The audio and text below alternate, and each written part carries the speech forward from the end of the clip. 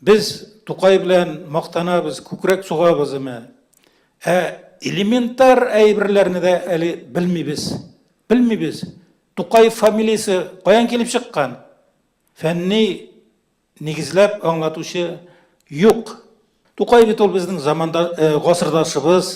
Без Абдулла Тукайны кайдадыр ерак гасырларда туган дип кай вакыт күз алдына китерәбез.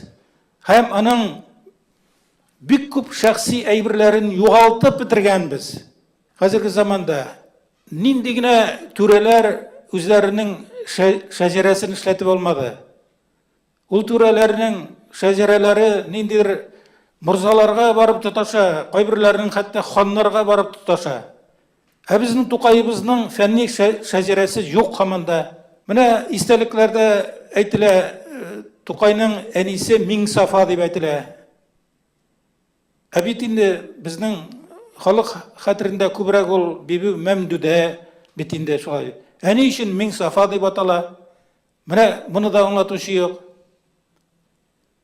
Абдулла Тукай Җаек шәһәренә 1894 елны китеп барганмы? Яисә 95 елны китеп барганмы? Менә монысы да ачык түгел. Булар бит элементар, гади әйберләр.